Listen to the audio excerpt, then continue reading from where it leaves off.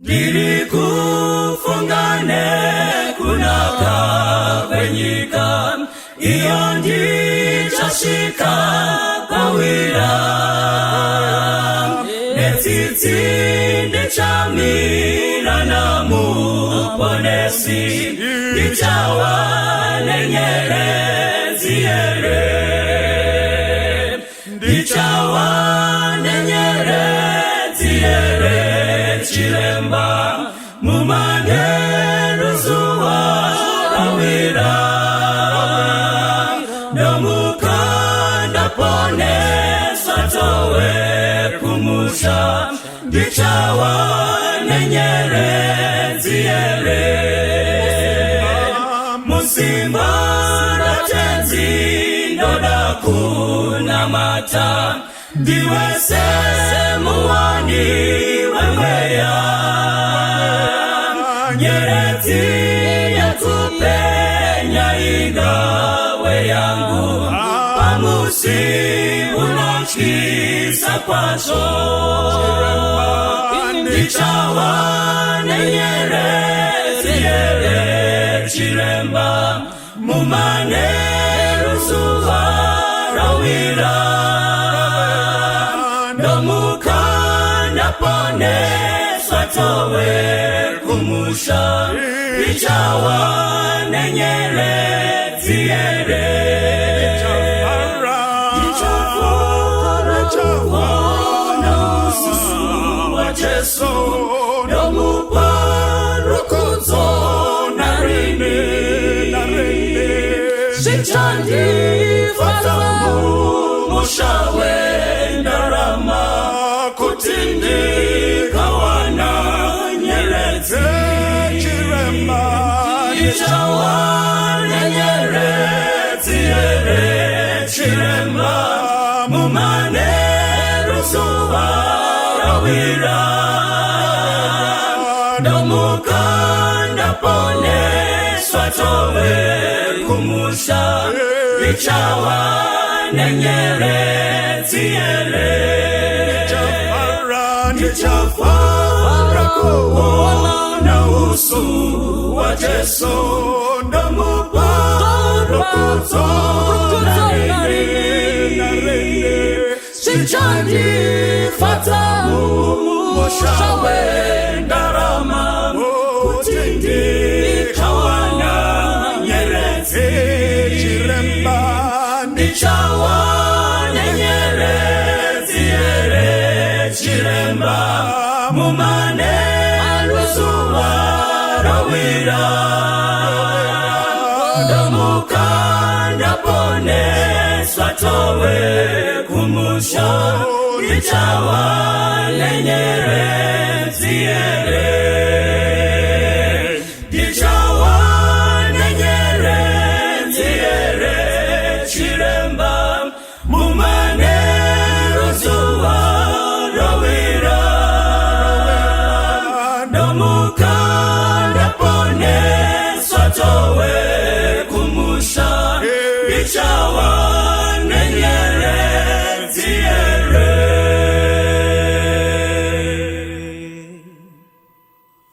Vanangu maita basi magona ndisati ndanamata ndoda kumbokumbira kuti aripo pakati pedu here pawakagara musikana mutsvuku tsvaga musikana mutsvuku kana pane aripo simudza ruoko wauri kungoona uya mwanangu waonekwa hanzi uya kuno uya naye uyai muri tu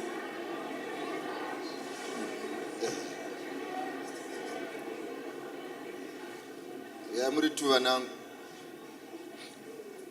asi muri matwins oh muri right yes mwanangu pane zvimwe zvekuti nharo kunenge kuri ngoriwo nharo but unenge uchingoona kuti vakati tsvukei kudarika iwe handitezi hatisi kuti pane hatisi kuti iwewo neproblem handiti kungoti vakati tsvukei kudarika iwewe asi hakuna kusina number 2 ava toti number 1 handiti ka ndokumbirawo nditarisiriwo kuti number 2 pana aoneri pana number 2 uya mwanangu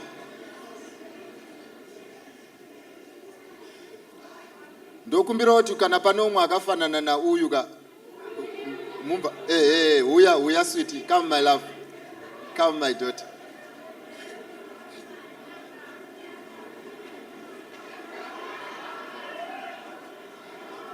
Thank you.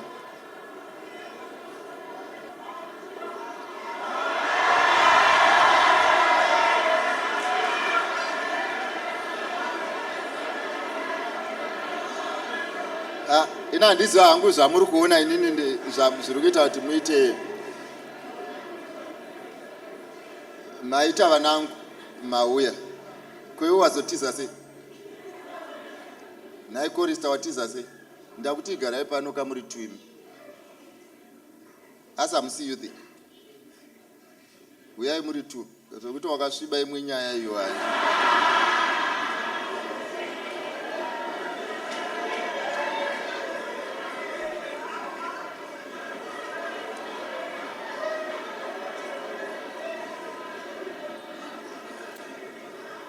Right. Yeah, it's exactly. Nyaya yangu inobva yanyatsobuda handiti ka inobva yanyatsobuda kana muri kuzviona kuti vanhu havana kufanana ngatinamatei. Sikwedirai kuvanangu inyatsei kumira sikwedirai apa mbichana handiti ka sikwedirai toda kuti mire in such a way kuti musaende kumashure kwangu muonekwe handiti ka nyika yekuzivei kuti muriko vanhu vakaita semi. Mufunge vanangu inini handimboiti handiiti serious. Vanhu vanoti ndiri serious tereki. Zvandichitaura ndo zviri serious. Ini handimboiti serious. Saka ndoda kuti tinenge tisiri serious kudaro tichitaura zvinhu zviri serious. Saka ndochandokukumbirai ndechichichi. Pandiri kutaura nemi handisi kutaura nezvenyu. Pandiri kutaura nemi ndiri kutaura nyaya dzedu tese. Nekuti hakuna munhu anoita zvakaipa ari ega. Unoitiswa. Saka tiri kutaura vanotiitisa nevari kuitiswa. Tese tiri chikwata 1. Saka usanyare pane zvatiri kutaura because hazvisi zvako. Zvinhu zvedu. Mazvibataka. Uye usazvidhifende kunge zvako izvo zviri zvemunhu wese. Mapabata handitika ngatichinamatai. Baba angu maita henyu matitendera kuya pano rumbidzwai nekusingaperi nokuti zvakafanira imi. Muzita raJesu ndinonamata. Amen. Ndoda kupedzisa nyaya yatangwa makuseni. Saka pandechitaura nyaya yangu yatangwa makuseni, ndinoda kuti vanangu mundibati tinenge tichienda mbichana pore pore. Because kudiwa kwega kusiro kunouya pafoni nekurambwa kunouyawo. 1 Corinthians chapter 2 verse 7 kusvika paverse 9. We are going to discuss issues of life. Kana tapedza kutaura the issues of life, I will ask you to make decision. Mwari akuitire zvakanaka vana vangu, I am happy to see you. My daughter, you uri right andika. Mwari akuitire zvakanaka. 1 Corinthians chapter 2 verse 7 kusvika pana 9.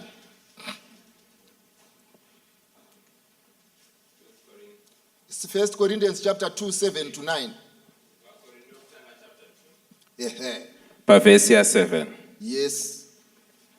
Asi tinotaura uchenjeri hwaMwari. Zvikanzi isusu tinotaura uchenjeri hwaMwari huya munun'una ndiwo wakamirira Jehovha.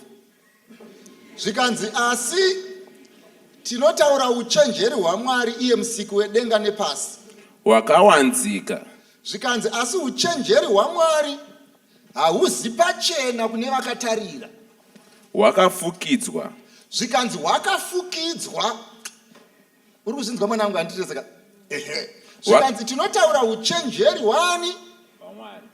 Ende uchenjeri hwaMwari ndihwo uhu.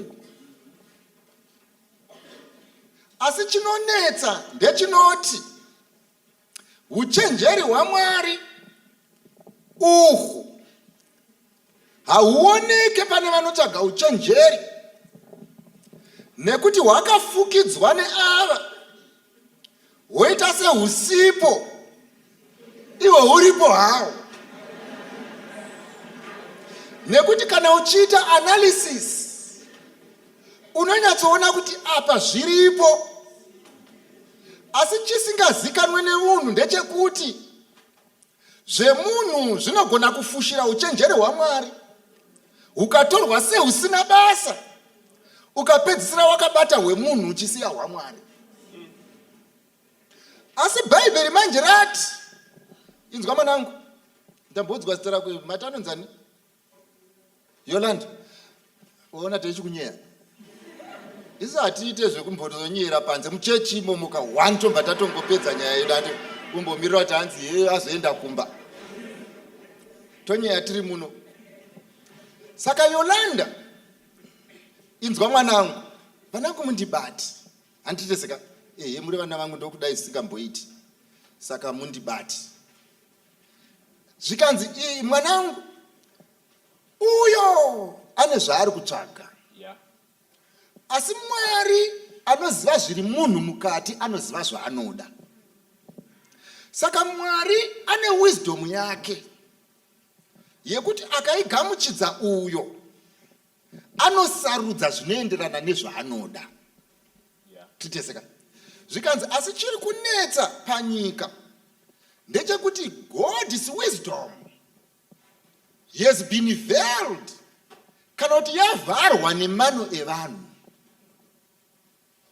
Saka avo vari kutsvaka avo, vari kuvhiringwa nemano evanhu kuti vaone the wisdom of the Almighty.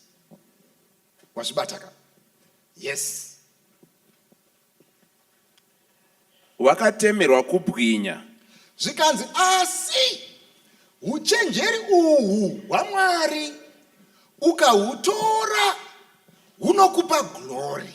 Wakatemerwa kubwinya kwedu naMwari.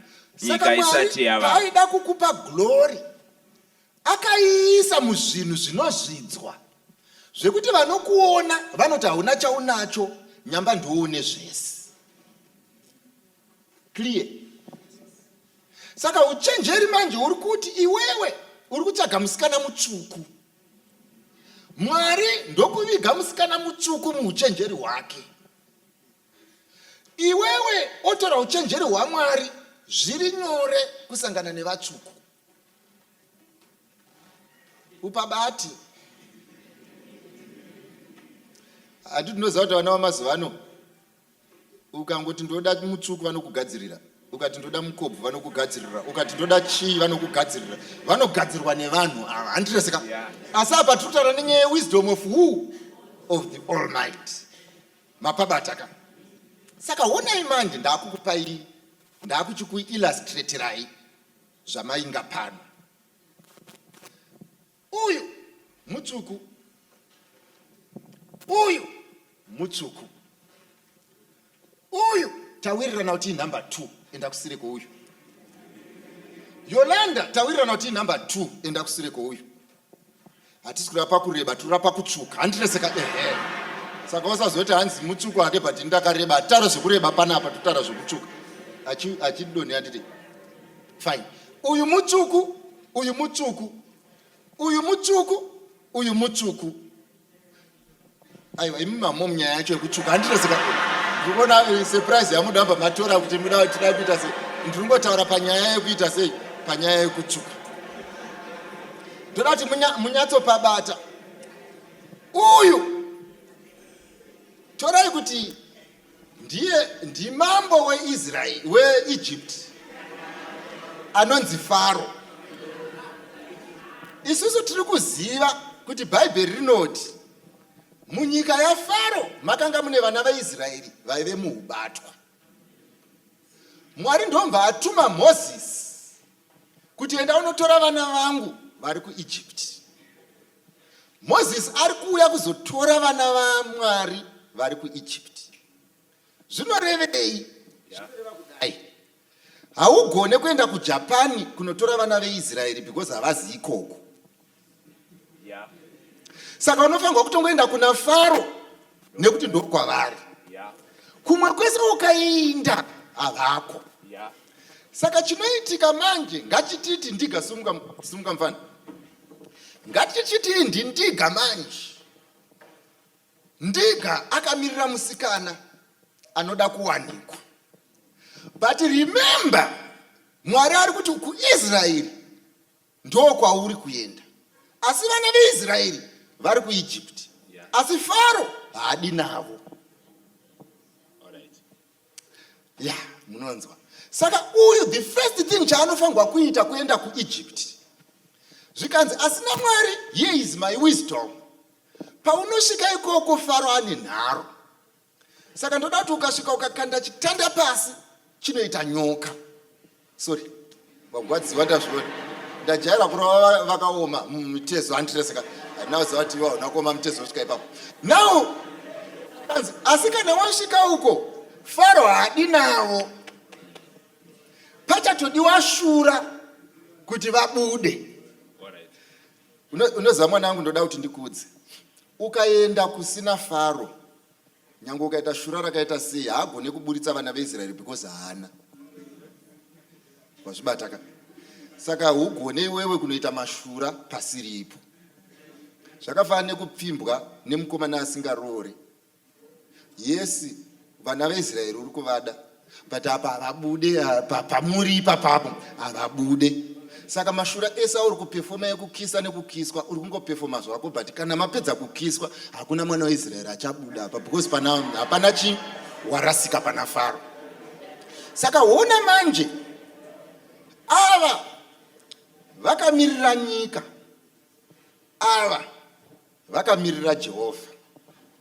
Saka chinoitika ndechinoti wasvika pamberi paFaro, wasvikapo zvonzi naMwari kuti Faro hana yake irove, kanda nyoka. Ndokumva akanda nyoka. You get the point? Asi kwa Faro vane nyoka vanadzo, ndomva akandawo yake. Ukaita analysis yemunhu unonyatsoona kuti game yenyoka ndadyiwa. Because nyoka dziriko masaidi ese. Ndo zvakafanana nekudonana nemukomana nekuda kwepackaging, nekuda kwekutsvuka, nekuda kwekugadzirwa musoro, nekuda kwemahips, nekuda kwesex. Nyoka yawakanda dziripo even pacommon market. Ende unogona kutokandirwa joka yekuti unoyatsona kuti yangu nyoka pane yazoshaya chii, yashaya basi. Chandokudza ndo zvokwadi inogara nekusingaperi. Saka kana wasvika pamusika, vanangu ndiri kukuudzai munyatsonditeerera. Chandoda kuti ndikuudzei ndechichichi. Pamusika wese there are better people than you. It takes favor to remain. Ndosaka vamwe vatsvuku vakasara mugota, vatema vachiinda. Nekuti Mwari aiona beyond complexion. They were concentrating on complexion and they thought we are on the market. Nyamba ndova vanga vachitaurwa kunoenda vanhu vari paprobation kumatrial. Too busy but going nowhere. Saka nyoka yawakakanda inogona kuita sei inoshanda, inogona kuita sei sakusvitsa places, but that miracle anyone can play. Number one, this is the reason why une 7 years uchidida. This is the reason why une 8 years uchidida. You may be standing before the wrong Pharaoh. And number 2, uri kugona kungochishandisa nyoka pasiripo. Very soon mastera esa asapera. Bvudzi uchagadzirwa nezvinoera. Ukamboda kurigera, ukamboda kuridhaya. But I want to tell you, after everything has been said and done, the only thing that you benefit is tiredness.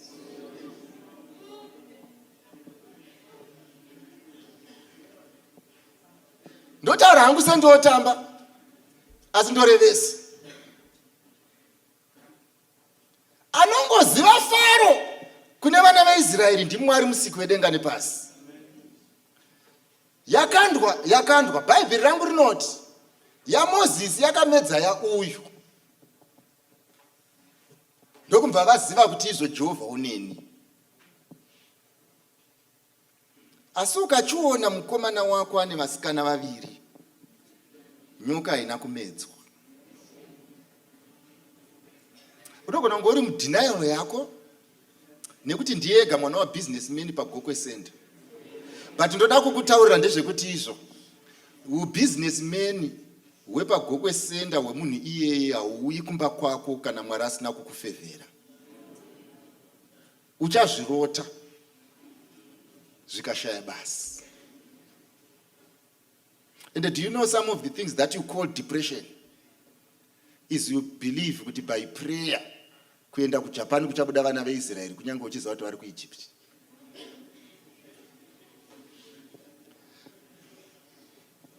Unoziva kuti chii mwanangu?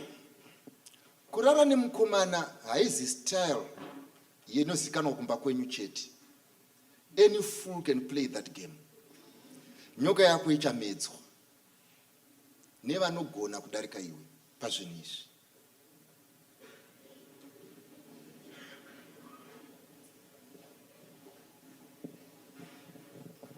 Asanzi kupopota nditi ina handipopote pavanhu ndo number 1. Saka zvinodi zviri kutaurwa naMwari manje ndekuti the wisdom of God is knowing what to put on stage that the devil cannot counter. But if ever all you have the devil can count, you are going nowhere. Yolanda Rundibata. Yes. Unogona kuvaverenga kuti unomwe kumabvuku, unomwe ari muJoburg, umwe ari kuUK, akati ugouya. In fact, ari kutoita mapepa ako. The only thing chichasvika close to that person, he promise. Number 2. Number 3. Muri kuzviziva here pauti pavakaenda kuEgypt vana vangu vakaenda by choice. Vatumwa nenzara. Asi vasvikako vakazochengetedzwa by slavery. Vanga vanhapwa. Ndo zvakafanana nevakomana venyu. You went there by choice. But after marriage, zvidhina uchakanya. Inguva chete. Pizza iri kutapira. But after the sweetness of pizza, nekuda kwenzara. After pizza, zvidhina uchakanya. Iye zvine zvichiri woko. Muchitenderera muchiona nothing.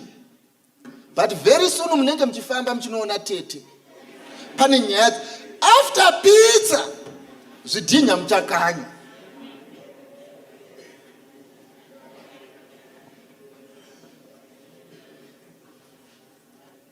Andinoyi nemakeni.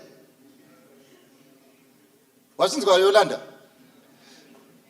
Wapedza kusenzesa ma resources ese and you have put yourself to waste and you have degraded yourself beyond measure. Zoti Mwari akatarisa ari kudenga anoshedha misodzi. Only but for marriage. But zvidhina uchakanya. Ende rangu rinoti usanyengegwa Mwari aseki. Zvaunodzvara ndo zvaunokohwa. Ende hariperere ipapo. Rinoti hazvisi kune unomhanya kuwina mujawa. Nekuti Jehovha unopa vake varere. Saka zvairehwa naMwari ndezvizvi. When man makes evaluation, you should know who you are. You are a mere man. Wazinzwa manangu. Ungatsuke, ukarukwa zvinomecha, ukave munhu akanaka. But Bible rangu riri kuti hazvizi kune unomhanya kuwina mujawa. And I want to tell you, sending beauty before you to choose a husband is a foolishness. Why? Pamusana pekuti izvo, this currency does not buy.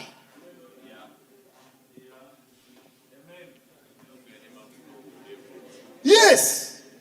Kuya nemapfumo kuhondo epfuti. Unotosarenda chete kunyange zvadii. Asi vana vangu munohwisa tsitsi kudarika vanhu vose.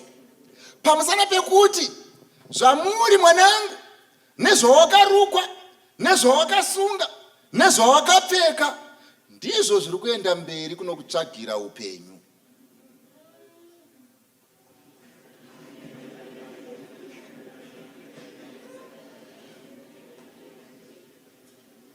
Number 1. Varungu vanoti beauty is a false value and it's a perishable. American height is a false value and it's perishable. Asi chinodiwa naMwari ndo changa chichitaurwa munhu wemukati. Who you are inside is what you should be concentrating on. Number 1. Number 2, Deuteronomy verenga undiga chapter 1 verse 33.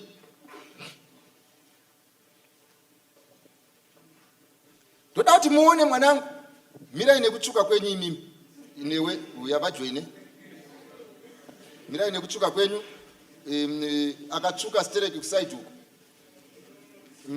mutema iwo terai uyu iwo ini ndiri number 2 kwauri andirika apa ndo paunondikunda chete panhikirike indiri number 2 kwauri ndofunga it can confirm.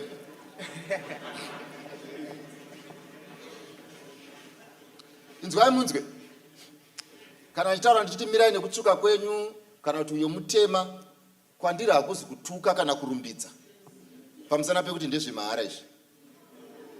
Saka hakuna angafambe pamberi pangu achivhaira nezvinhu zvaakabuda nazvo mudumbu. Panyika tinovhaira nezvatakazoita. Handivhairirwe nezvinhu zvekupiwa ini, ndovhairirwa nezvinhu zvandashandira nemaoko angu kuti izvi ndo zvandaburitsa. Saka iwewe nekutsvuka wakangozvarwawo neadvantage kudarika isi varombo vatema chishandisa kaadvantage yacho. Haikona kuti nekutsvuka kwese ikoko you think like a fool. Zvinenge zvakangofanana nekuti wakazvagwa seni. Handiteseka. Yes. Handisi kupopota handiti. Deuteronomy chapter 1 verse 33. Verse 33. Iye wakakutungamirirai panzira. Hanzi Mwari akakutungamirirai panzira Yolanda. Kuti akutsvakirei pamungagadzika matende enyu. Kuti akutsvagirei pamungagadzike matende enyu. Nomoto usiku.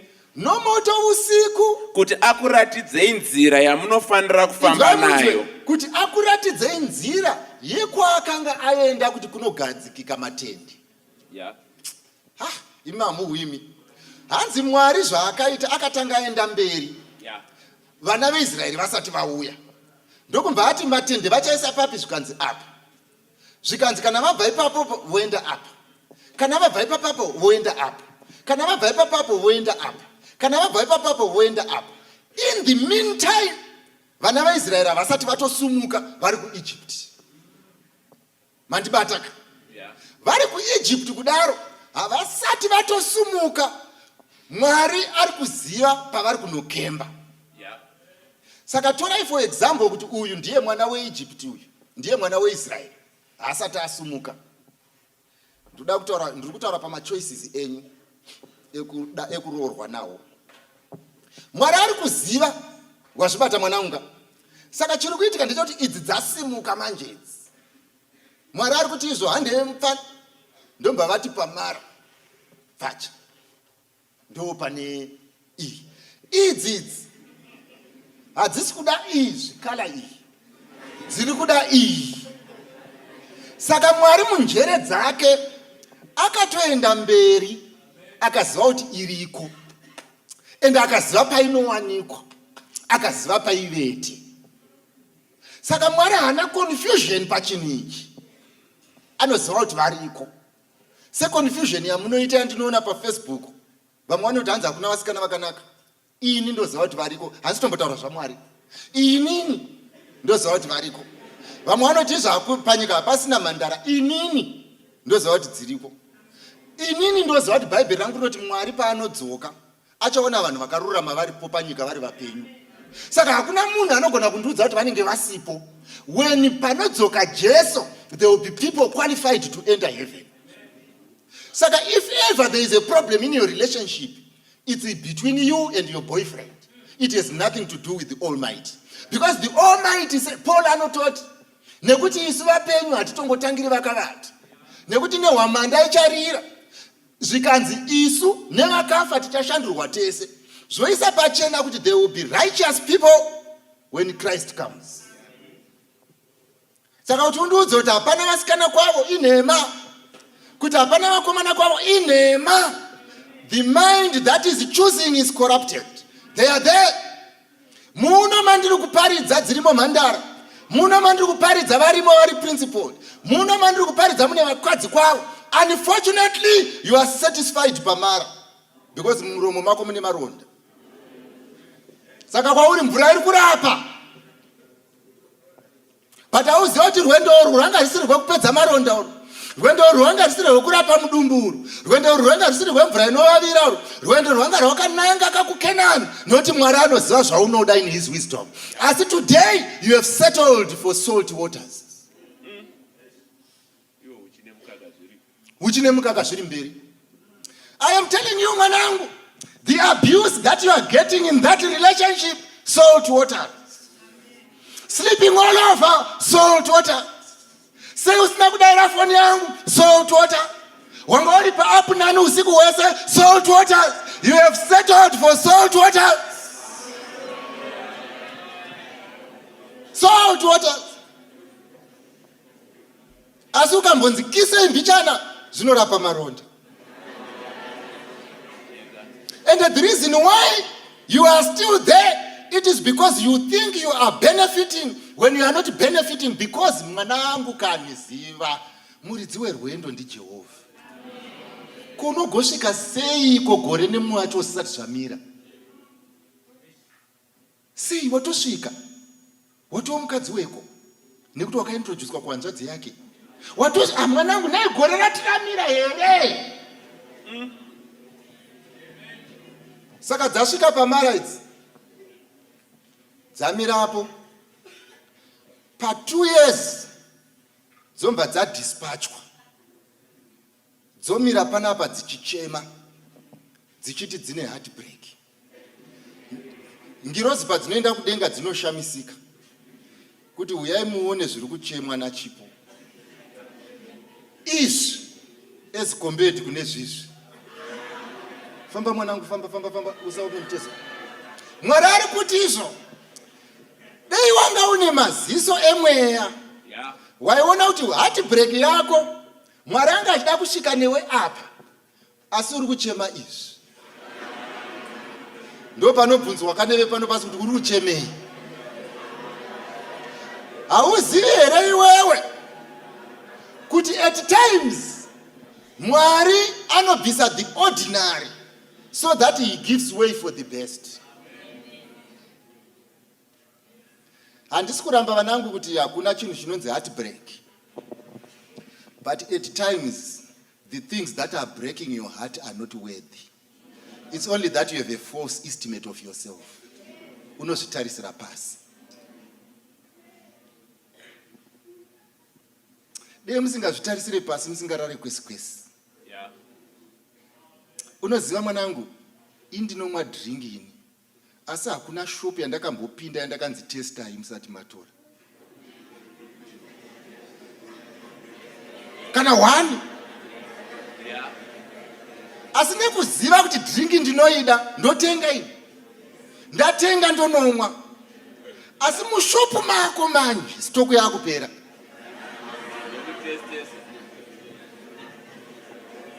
Ende uri kufunga kuti kana vakatesta vachaona quality. Chausingazive ndechekuti they are just comparing you with other players.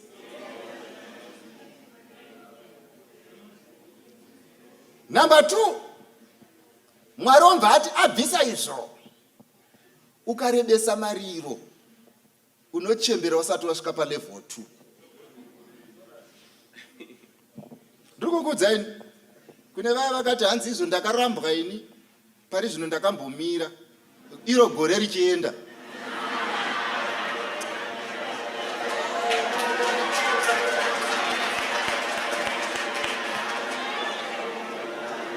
nekuti Mwari manje ka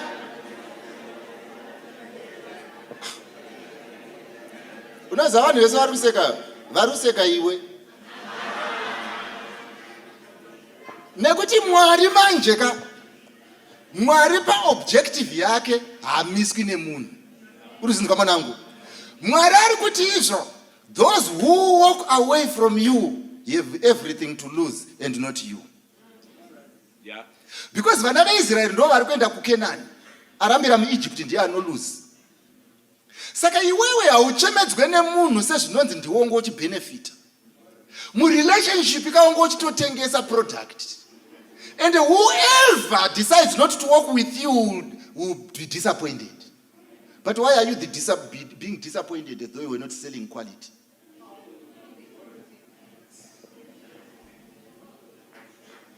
Iwe unofunga kuti nhai iwe wakambona kuti tiye makavhura shopo okeyovhara.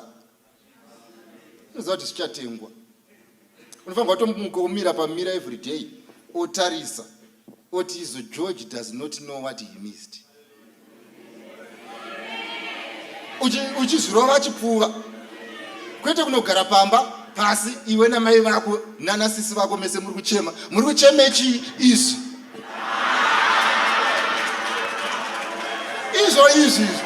zviripo.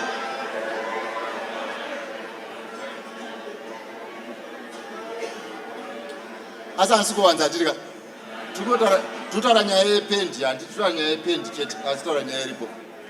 Zvino Mwari anochidaiso vanangu. Tiri kutoita setinotamba hedu tiri pano. Asi inini pana pane chinhu chandinoziva ndechichichi. My God never makes mistakes. Never. Ukuona nyoka yamedzwa, you are in the wrong place. Yako haimedzeki. Ukuona ushungurudzwa, you are in the wrong place. Haushungurudziki. Nekuti kudenga kuna Mwari musiku wedenga nepasi.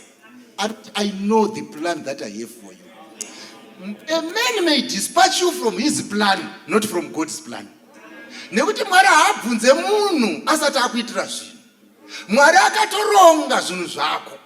Unfortunately, you are busy with men's plan when God's plan is left begging. Gora arimire. Ucharitera uchimhanya. Agorere. Unoziva mwanangu Yolanda. Taitombowo youth isu. Iye zvinezvi nyangwe ndikageza. Nyangwe ndikatsanya. Nyangwe ndikanamati.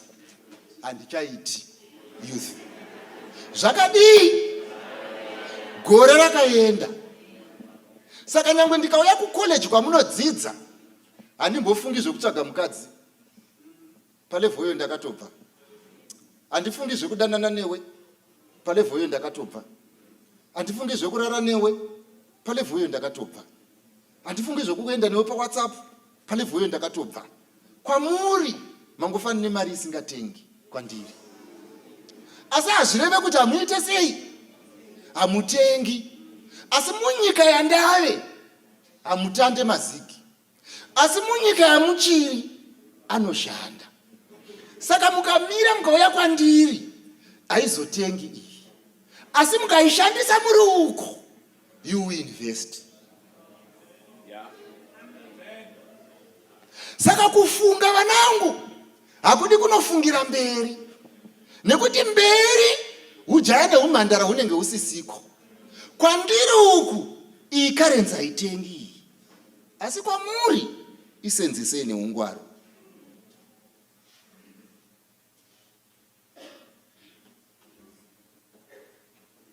Dei kuchinzi cheki yangu inini ndakatokesha.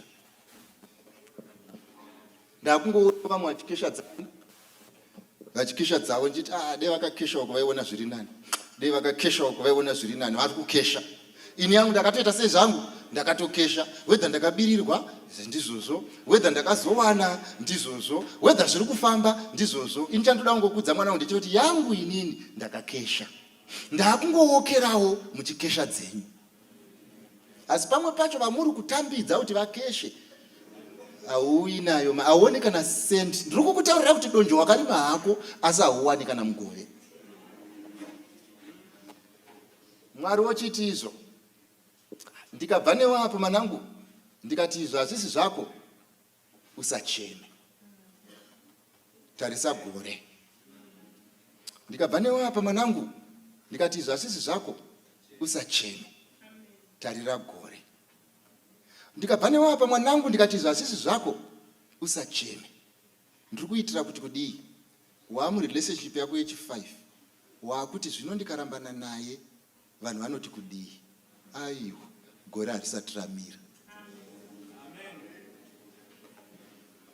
Ndatiitai vakomana vakawanda hereni? Ndatiitai vasikana vakawanda hereni? Asi ndati kana gore risina kumira nyange ari wechi13, teera chii? Ukaona gore parinomira ndo pazere zvikomborero zvako. Why? Because gore harizomiri nekuti wamira.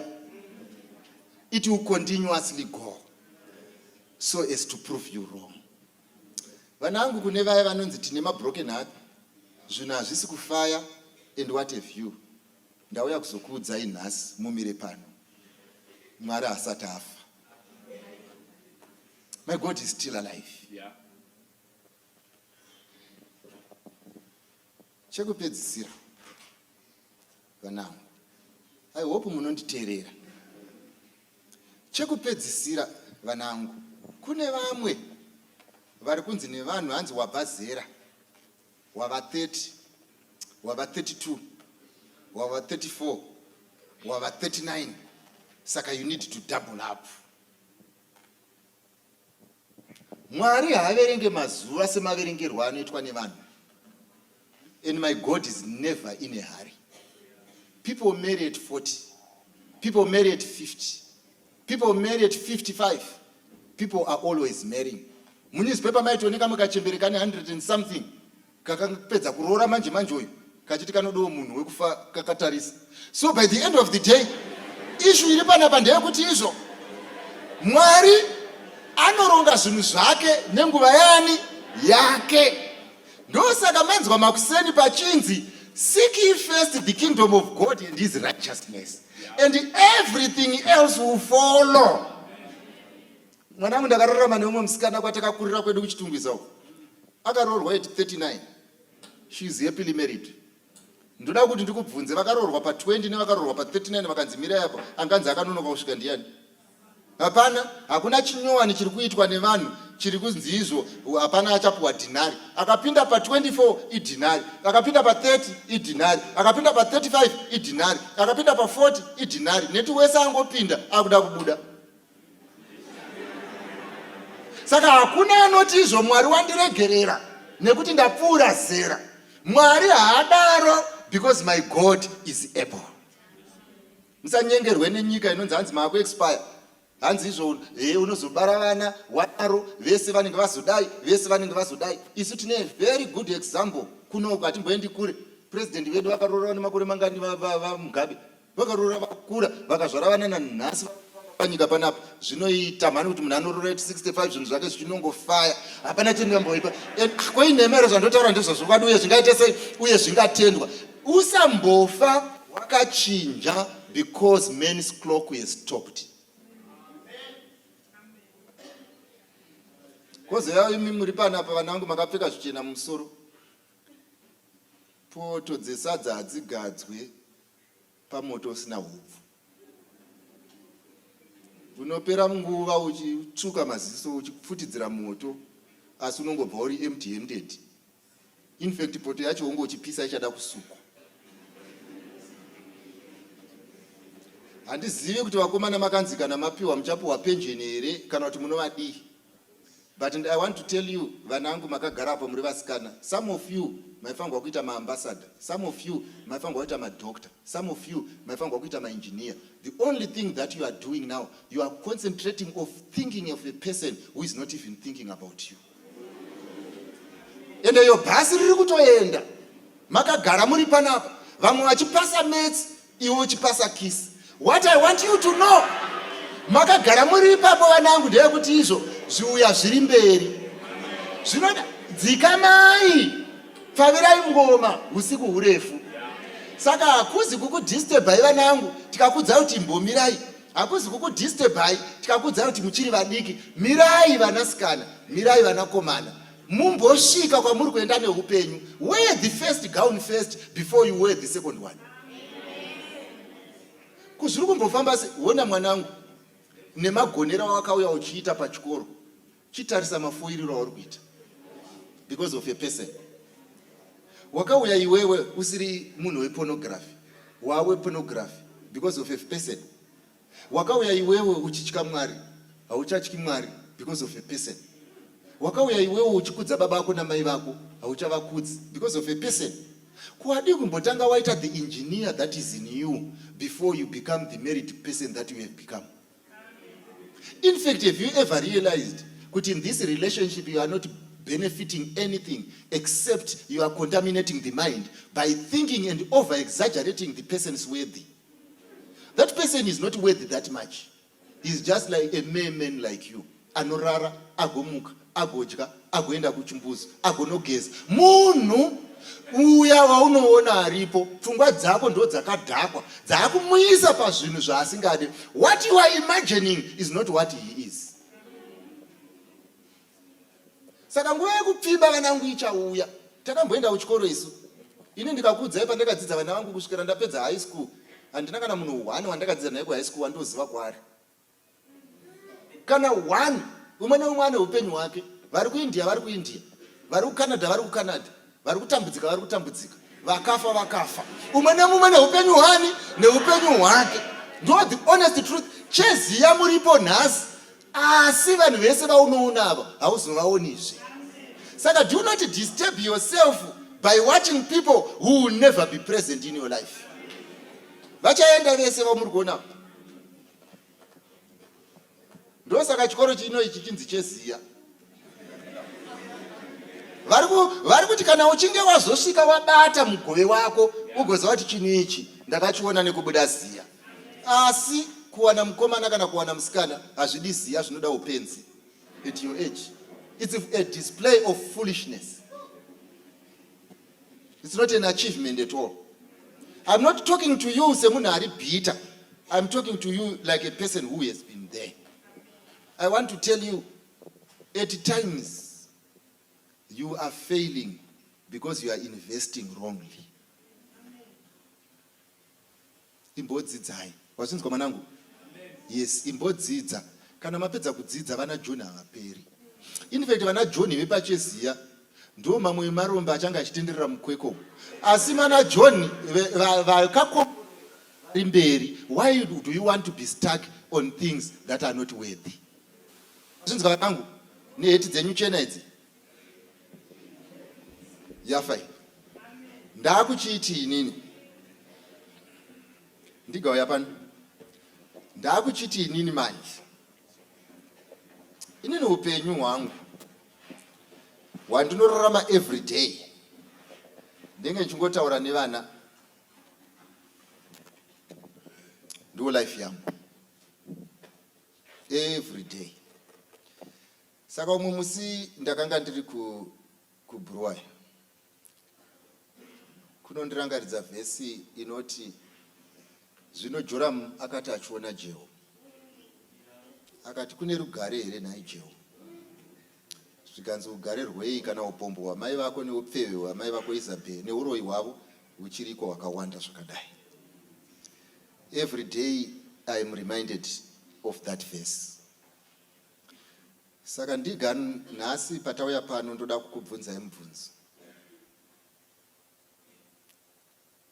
Are you at peace? Kuve nemakore mashoma hazvireve rugare.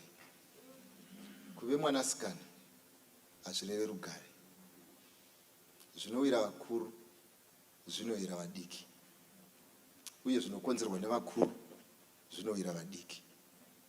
Ndandiri kuBruwaya mazuva apfuura. Ndokumva ndataura nevamwe vanhu vandakanga ndichitaura navo. Munhu wandaifanirwa kupedzisira kuona umwe mwanasikana. Ndiri kurangarira ndakanomuona agadzikwa mumota nababa ake vakuda kuenda. Ndikati she cannot go before I see her. Ndasvikapo ndichida kumuona kuti nditaure naye. The father never gave me a chance. He was there.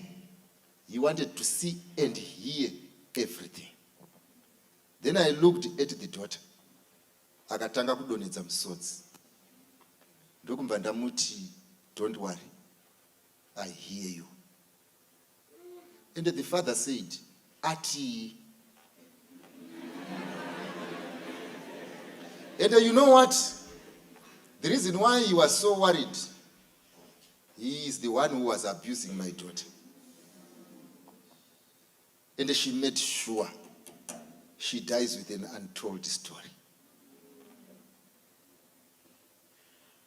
Saka ndati ndikubvunzei kuti kune rugare here. Ndaitaura nomumwe mwanasikana wangu akanditi ndine problem one. Baba vangu vakarambana namai, but every night he brings a new woman home whilst we are watching. Ndosaka ndati ndikubvunzei kuti kune rugare here. Variko vazhinji vagere muno makanditarisa, nokuti pawatobva kumba mai vako vanzi pick and go, and you are going to go back home, which is not a home but just a house. Ndosaka ndati ndikubvunze kuti kune rugare here. Kune vamwe vagere panapa vana mai vako havarari because you are a daughter of an irresponsible man. Vanga vachitaurwa panapa, and you know, vamwe pavanenge vachigerwa musoro, vachirukwa musoro, hauzvigoni. Vamwe vakatenga yogurt, hauzvigoni. Vamwe vakati toda kuenda kumba, haukwanisi kuenda. Why? Because your mother made a wrong choice. Ndosaka ndati tibvunze kuti kune rugare here. Vamwe mugere panapa, vana baba venyu vakatora zvikwambo zvadai kurara nemi, ende makatodzwa kuti hamurorwi. Saka ndati ndibvunze kuti kune rugare here. Vamwe mugere panapa makatonditarisa, vamwe venyu muri pano makatoita madecision, muropa renyu matoone zvirwere zvichakuuraisai. Saka ndati ndikubvunzei kuti kune rugare here. Vamwe venyu mugere panapa muri kutozviziva kuti vakomana vandinodanana navo hapana kwatiri kuenda, and we are not going to go anywhere. Saka ndati ndikubvunzei kuti kune rugare here. Vamwe venyu mugere panapa makatoona shamwari dzenyu dzakatokuinishiyetai muuroyi, kutaura kwandiri kuita muri varoyi vachiri kupinda chikoro. Ndasaka ndati ndikubvunzei kuti kune rugare here. Inini panapa pandatouya nhasi mukati mezuva ranhasi, ndauya kuti naJesu unogara nekusingaperi, iye anoti my peace I give unto you, not as the world gives give I unto you. Usaende usina kuita decision. Vana vangu vatoripo pano pamwe vanhu vagere pano. Wewe upombwa uchagoni kurega. Unogona kuda kupretenda you are in charge. You are not in charge. Ndosaka ndati ndikubvunze, is there peace? Is there peace at home? I want you to make decisions, and you make the right decision. Ndiri kurangarira mwana wangu wandakapedzera kuona ndichitaura naye. Anditaurira nyaya yake yandisingagoni kutaurirai. Ndakanga ndakamutarisa as she narrated, and maziso angu akazara musodzi, ikabuda akashamisika. Zvikanzi chii chiri kuitika, mba ndamuudza kuti even men can cry. You hear me, my daughter? Yes. I know we carry a lot of weight. That's why tisina kuya kunana baba venyu. That's why tisina kuya kunana mai venyu. That's why tisina kuya kunana sekuru venyu. That's why tauya kwamuri. Mwari wangu anoda kukusunungurai, agokupai magumo ane tariro. Mazvinzwa vanangu. Saka ndiga paanenge achikukumbirai kuti muite madecision. Do not look to the left. Do not look to the right. Tarisa kuri kuenda gore. Mwari anokukomborera.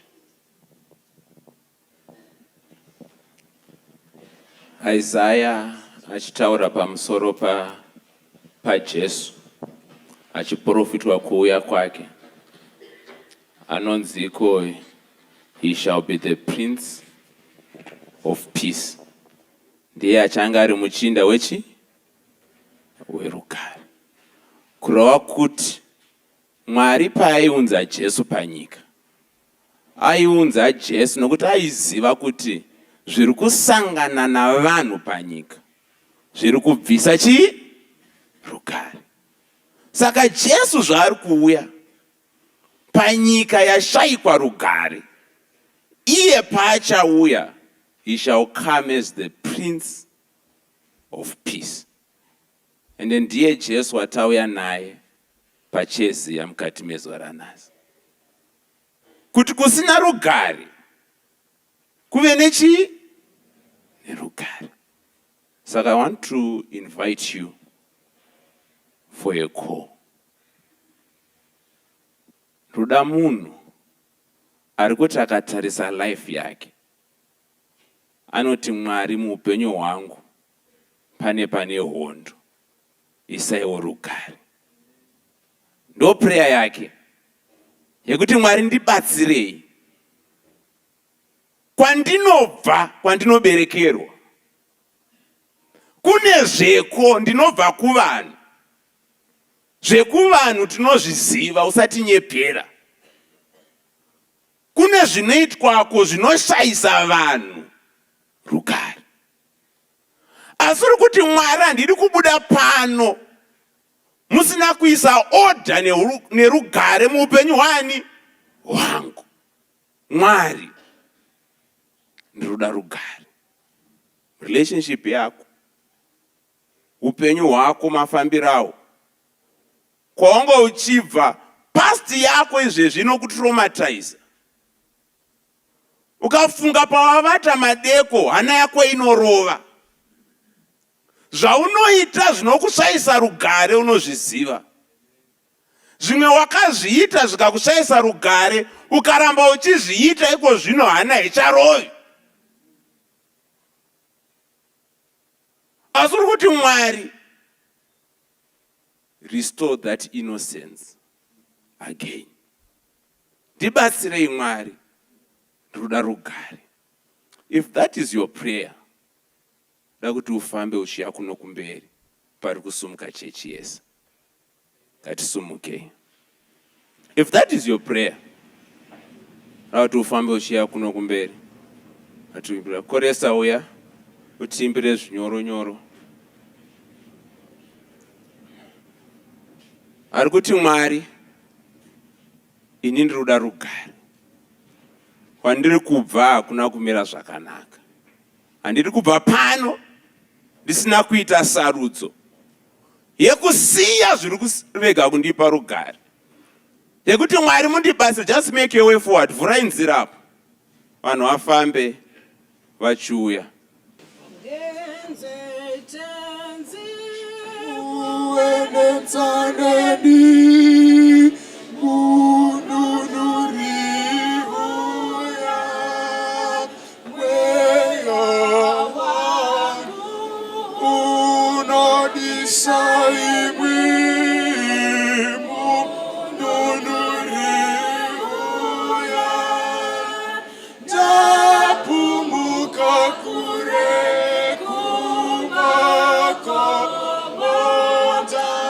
Ari pari kuti ndinzwe tenzi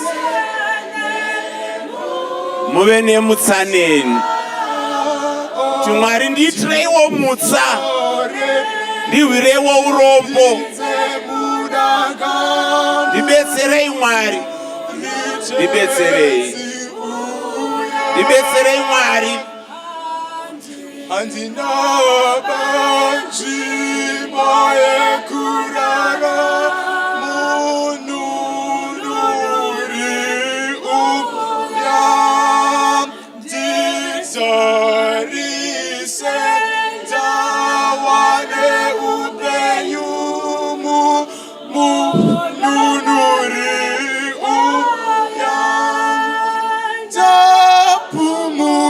Kure kumako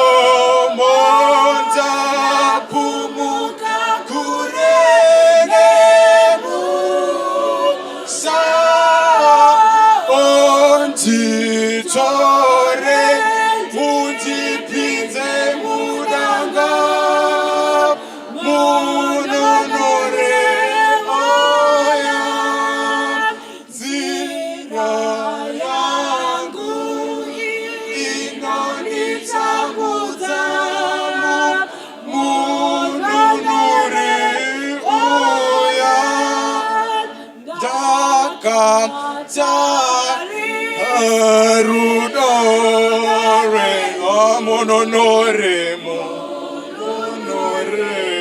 oya pumu kureko makomo enenda pomo kure nemusa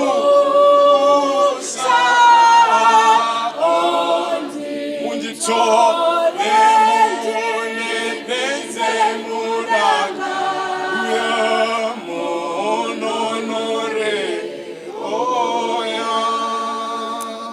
right. Hanzi nemuimbi panapa, nzira yangu Mwari inonditambudza. Aripo ari kutambura munzira yaari kufamba. Ari kuti Mwari, I don't want to walk in this road again. Ari kuti Mwari, mukati mezuva ranhasi ndoda kuita sarudzo yekualaina upenyu hwangu nemi, mutangi wazvose. Ari kuti Mwari, pane gore ndo pandoda kudzika matende. Yangu nzira yandiri kufamba iri kurema, iri kunditambudza. Ndo vanhu vatiri kuti uyai tiite munamato werugare. Saka just one more stanza, tichiimba zvinyoronyoro, paving your way forward, uchiuya kumununuri. Song ichipera, mufundisi Machacha anotinamatira. Musarase kuzisor kwangu mununuri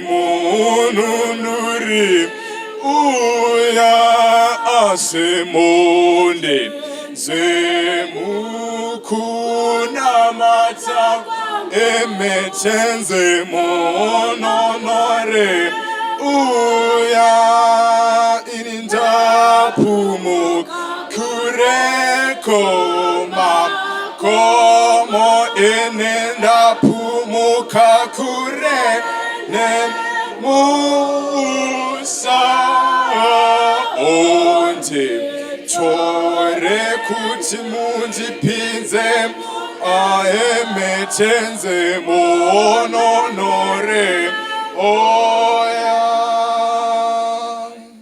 Ngatinamate. Baba vedu vari kudenga, musiki wedenga napasi, tinofara kuva naMwari unenge imwi. Mwari asingagoni kuiswa muhomwe nemunhu. Muri Mwari unoreva zvinhu ndokuvapo. Mwari une hanya nomutadzi. Tikada kurondai tinogona kusanzwisisa maitiro enyu. Tingakunzwisisai sei tagara titori zvisikwawo zvenyu. Tibetserei nelevel ramakatiisa pariri.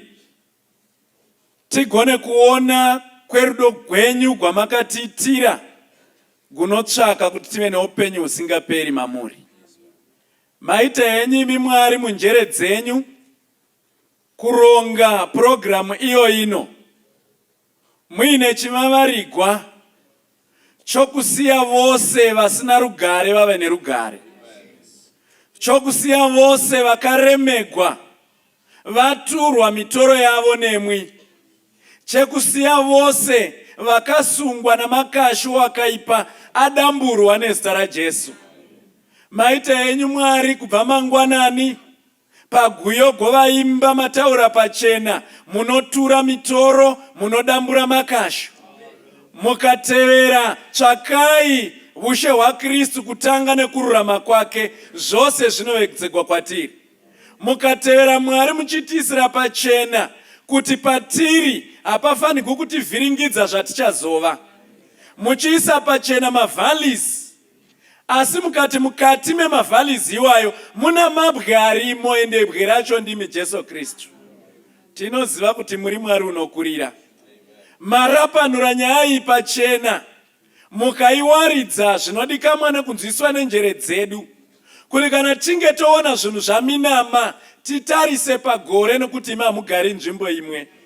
Kwamunoda kuti tinde makakufamba kare mukaona zviriko. Tine nzira dzamazarura mukati meimba ino. vazhinji vakafamba Mwari vachitevera gore. Tenderai kuti vasvike pamoda kuti vasvike. Vari pano vanasikana venyu nevanakomana venyu vakaremegwa nezvakasiyana siyana, Mwari imba ino musatendera kubuda pairi tichienda kulanchi musina kutura mitoro yedu. Vamwe vanga vakagara mumarelationships vatogutsikana kuti iyoyo handibudi, vachirobwa nekushungurudzwa varimo, vachidzinyengerera kuti vagaremo. Mwari maita yenyu, bvisai vanhu venyu pasingagariki, varatidzei panogarika. Vamwe vakadopiwa vana vavari kurera, vakatogutsikana kuti hai ina handichina kwandichainda, ndorera mwana handicharogwi. Mwari vataridzei nzira yamuri kufamba, mune zvimwe zvamakavagadzirira. Tibetserei Mwari, ima muzi mutsauri wavanhu. Umwe akafunga kuti rungani gwaanga achiputsa mirayiro yenyu, gwaanga achirara pese pese, unoshayiwa manhamba. Bati Mwari kudzwa henyu, kana tauya kwamuri hamutsvagi rungani, munongotsvaka mwoyo wavhurira nzira yenyu imi Mwari. Kana madaro modzima zvose. Vamwe vane misodzi pamatama izvezvi. Vamwe vacheuka uku vakacheuka uku vakaona mubereki ari pedyo vakati zvino ndodini, bati vari kuremerwa. Misodzi yavo imi Mwari munoiverenga. Vanzurei urombo, maita yenyu ndi mutakuro wematambudziko avanhu. Tokutendai naElder Machando vangouya kuzoisa pachena kuti imi Mwari muchipo kutakura zvinhu zvedu. Hamusati mafa, muri Mwari mupenyu. Mapepa tiri kutonyora atiri kuita sungano nemwe. Rugare hagupo. Vamwe vari kutotoda kutobhabhatidzwa chaiko. Musatendera muvengi kuba upenyu hwavo vasati vasimbisa sarudzo dzavaita nhasi. Vamwe vana vechikoro pano asi vaona zvizhinji, varayirwa ndizvo tatakateerera. Chivabetserai kumira mutariro iyoyo. Toda kutendai Mwari, zvikuru zvatingataura kwamuri, but hatingagoni kupedza zvose zviri muhana yeumwe neumwe. Imi Mwari munoverenga moyo, matoona zviri muhana yeumwe neumwe, nemaabhuses ari kufamba maari, matoverenga moyo. Takurirai umwe neumwe dambudziko rake nokuti muri Mwari. Pakupera kwazvo zvose program ino ichinopenderwa, tichidzokera mudzimba, tichifamba mudzimotikari, titi zviro kwazvo Mwari anga ari pakati pedu. Maita yenyu Mwari nokuti matotinzwa, tinotenda kuti matipindura. Chitenda nevarandarume venyu vamaunza kuti vazoparidza rugare nezita raJesu unogara nokusingaperi. Amen. Ngangisonesibi ngizaye enkosini, wathi ngegama likaJesu ngathola ukukhululwa. Wezumthandazo wami wangithethelela, wangingethula umthwalo, wangishiya ngethulo. Ngangisonesibi ngizaye enkosini, wathi ngegama likaJesu ngathola ukukhululwa. Wezumthandazo wami wangithethelela, wangingethula umthwalo, wangishiya ngethulo. Yebo wethula umthwalo owawungadlula, yebo wethula umthwalo ngomthandazo wami, uvalo lwami lwaphela. uJesu wavusa umoya wami, wangingethula umthwalo, wangishiya ngethulo. Yebo wethula umthwalo owawungadlula, yebo wethula umthwalo ngomthandazo wami, uvalo lwami lwaphela. uJesu wavusa umoya wami, wangingethula umthwalo, wangishiya ngethulo. Wangithula umthwalo, wangishiya ngehlanzekile. uJesu wami wangithula umthwalo, wangishiya ngehlanzekile. Nkosi Jesu yangithanda, Nkosi Jesu ngiyamuthanda, Nkosi Jesu wangifela lapho esiphambanweni. Nkosi Jesu yangithanda, Nkosi Jesu ngiyamuthanda, Nkosi Jesu wangifela lapho esiphambanweni. uJesu wami wangithula umthwalo wangishiya ngihlanzekile uJesu wami wangithula umthwalo wangishiya ngihlanzekile ngizomethemba njalo ubuya yasindlela uzongihola Jesu angisekele ezulwini ngolanda ngibongaphakade ungethula umthwalo wangishiya ngethulo ngizomethemba njalo ubuya yasindlela uzongihola Jesu angisekele ezulwini ngolanda ngibongaphakade ungethula umthwalo wangishiya ngethulo yebo wethula umthwalo ungadlula yebo wethula umthwalo ngomthandazo wami uvalo lwami lwaphela uJesu wavusa umoya wami ngethula umthwalo wangishiya ngethulo yebo wethula umthwalo ungadlula yebo wethula umthwalo ngomthandazo wami uvalo lwami lwaphela Jesu wavusa umoya wami ngethula umthwalo wangishiya ngethulo yebo wethula umthwalo ungadlula yebo wethula umthwalo ngomthandazo wami uvalo lwami lwaphela Jesu wavusa umoya wami ngethula umthwalo wangishiya ngethulo